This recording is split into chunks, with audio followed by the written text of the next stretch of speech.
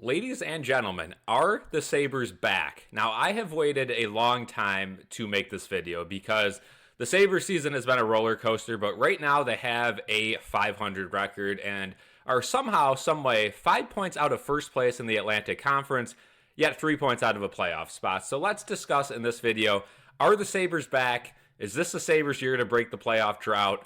And is Kevin Adams going to find himself somehow, someway off the hot seat by the end of this season? First things first, we have to discuss how they got to this point. Injuries, injuries, and injuries. The injuries have been killer for this team, but again, we have to consider that a valid excuse when we look at the stats when they're not injured. When Dahlin plays, they are significantly better. When Zach Benson plays, they are significantly better. Josh Norris should be coming back soon, but they haven't won a game with him yet because he's only played one game. We'll scratch him off the list.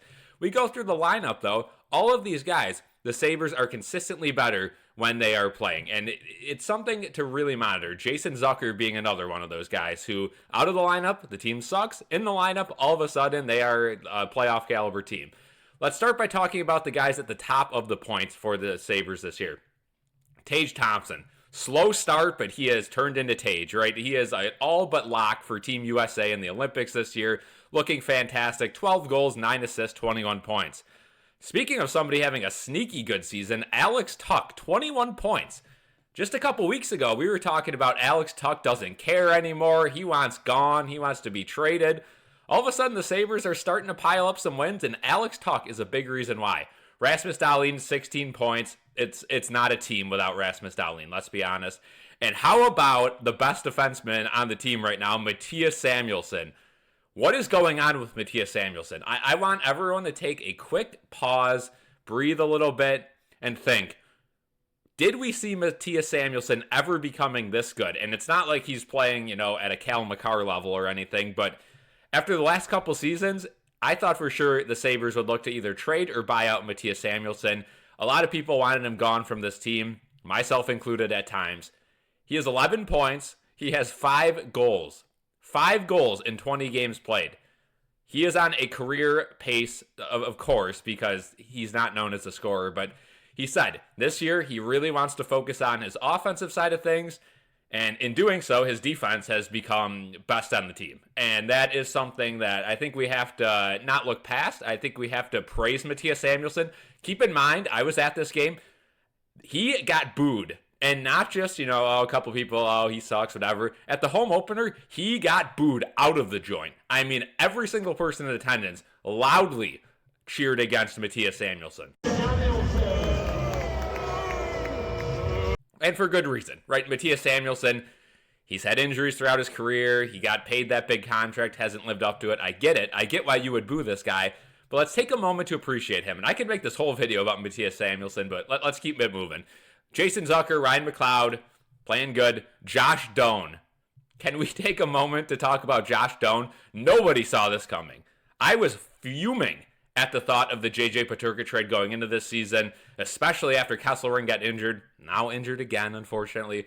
But Josh Doan has played levels above any of us even could comprehend him playing. And I think Josh Doan, sitting right now with 15 points, 7 goals, 8 assists, we're going to take that all day. He's stayed healthy so far, and he has played better than J.J. Peterka would have on this team, right? Brings a little bit of that grittiness, can score, can play in front of the net. J.J. Peterka still has a better shot, sure, and J.J. Peterka will probably be a future All-Star. But for this current team, Josh Doan is a better fit, and he's proving it right now.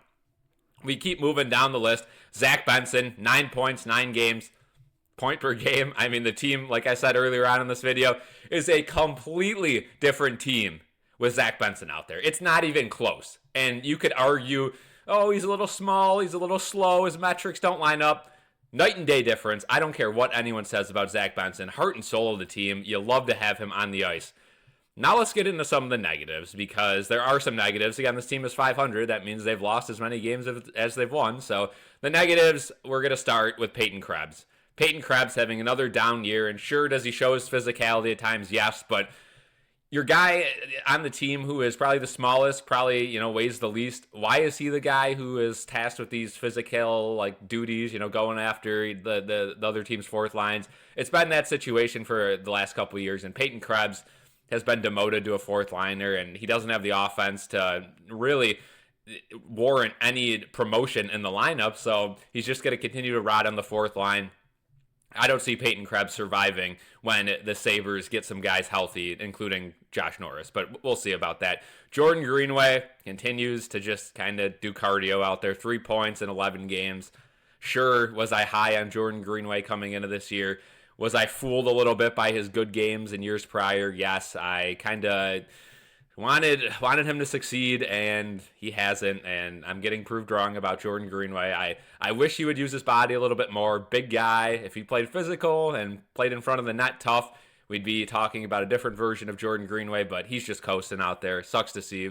Hopefully he gets that turned around, but he is right now the guy they're taking out of the lineup. And then, we kind of look towards the bottom. Josh Dunn, I'm sure he'll be back in Rochester.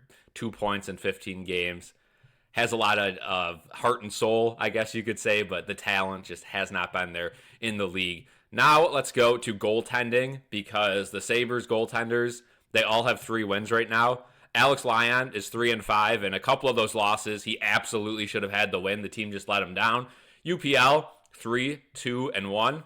Not bad. He, again, has had some rough games, but in that last game against Carolina, has showed his positives. And then Colton Ellis, you can't expect much from Colton Ellis, but he's 3-2 right now, and some could argue that he would be the goalie to put in a big marquee game, but I don't really know where you go from here. You have 3 goalies on this team. You just sent Isak Rosen down, who has played very good so far, I think above expectations for this team. You just sent him down so you could hang on to these 3 goalies. You got to trade one. You can't really send one down at this point. You got to trade one for something.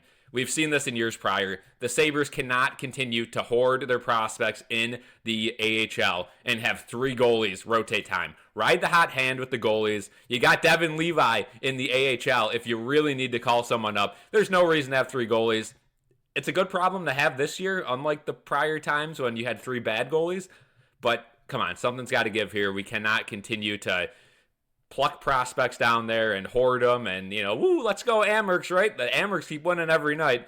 Nobody cares about the Amherst unless you live in Rochester. I hate to say it. I always root for the Amherst. I always watch their playoff games, but if we're going to talk about, the Sabres kind of playing worse so that the Amherst can play better, come on. We can't be doing that. Another guy I want to talk about, Noah Ostlund. 5 points in 14 games, but he has just looked night and day different from his first couple of games this season to his last couple.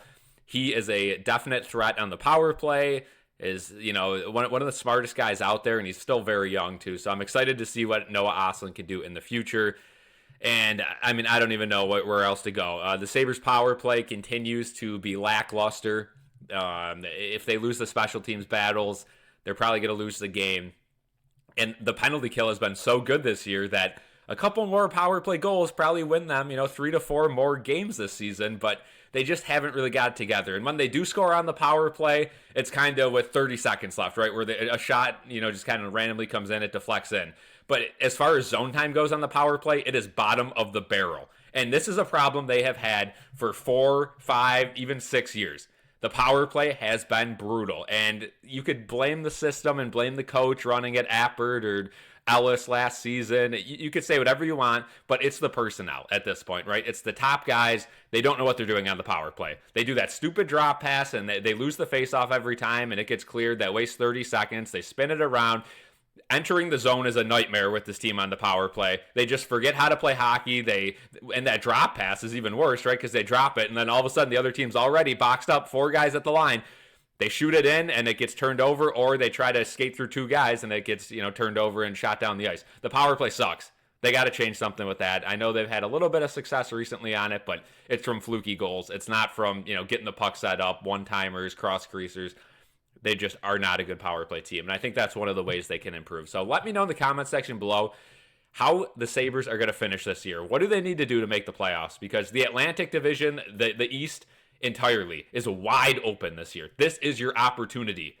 You're 500 right now. They always say American Thanksgiving, right? That's where you got to be kind of in the mix. The Sabres are in the mix. And they have, I don't want to say an easier schedule coming up in December, but it's certainly not as hard as they faced the last couple weeks where they had to go against Carolina twice and, play some of these other top teams. They've already played Colorado twice.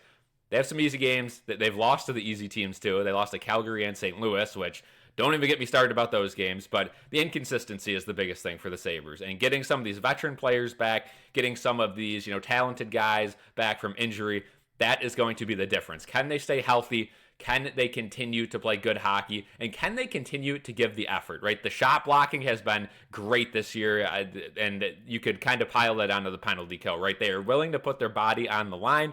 Connor Timmins, a guy who I have been on record saying is the worst player on the ice at all times. He's kind of, started to gain a little respect with me, right? He is starting to block shots even more, putting his body on the line, but his metrics have gone down in recent times too. So maybe I don't know what I'm talking about. Maybe he is still bottom of the barrel. I don't know. Let me know what you guys think. Leave a like on this video, subscribe. It feels good to talk about the Sabres again. I wanted to wait to make this video because I really didn't know how to feel about this team. I was kind of high on them at the beginning of the year. I thought maybe this hodgepodge of guys would work out, and although they don't really have, those, star players, of course, Tage, Dahlin, whatever, but they don't have that roster that everyone's going to say, yep, for sure, playoff team. But I thought maybe, that this kind of combination of veterans and rookies was going to work this year. The injuries happened. It looked like the season was dead, but they stayed alive. They fought back, and now when they're getting healthy, can they string some wins together? We'll find out. Thank you guys for watching, and have a good one. Peace out.